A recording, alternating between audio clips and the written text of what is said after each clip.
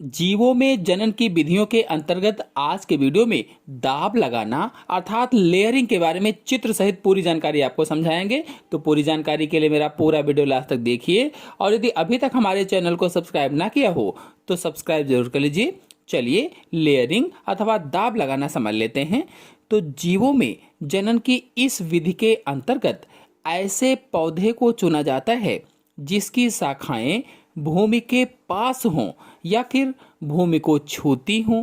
अर्थात इसमें जमीन के पास वाली शाखा को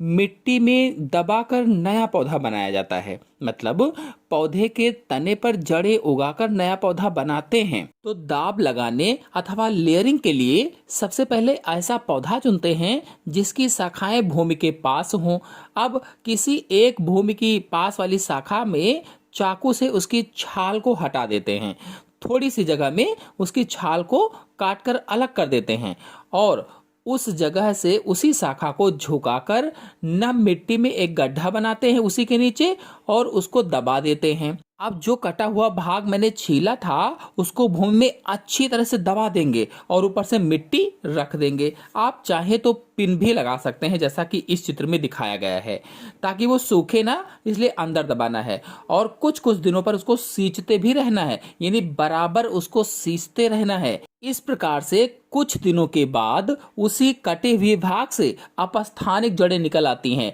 एडवेंटिटस रूट्स बन जाती हैं और अब इस शाखा को मात्र पौधे से काटकर अलग कर देते हैं, अर्थात उस शाखा को काटकर अलग लगा देते हैं। इस प्रकार एक नया पौधा बनकर तैयार हो जाता है। इस विधि में ऐसे पौधों को चुना जाता है जिनमें कलम लगाना सफल नहीं होता है, यानी ऐसे पौधे जिनमें कलम लगाने से पौधे उत्पन्न नहीं होते हैं उनमें लेयरिंग की जाती है, दाब लगाने यानी दाब लगाकर उनको नया पौधा बनाया जाता है। मतलब लेयरिंग या दाब उसी पौधे में लगाते हैं जिनमें कलम नहीं लग पाती है। बताते चलें कि यदि पौधे की शाखाएं बहुत ऊंची हैं और दाब लगाना कठिन है अथवा उनकी शाखाएं नीचे नहीं झुक सकती हैं, तो जिन पौधों की निचली शाखाएं भूमि तक नहीं पहुंच पाती हैं उनके नीचे मचान बनाकर उस पर एक गमला रख देते हैं और फिर गमले में शाखा को जैसे मैंने अभी बताया है उसी तरह से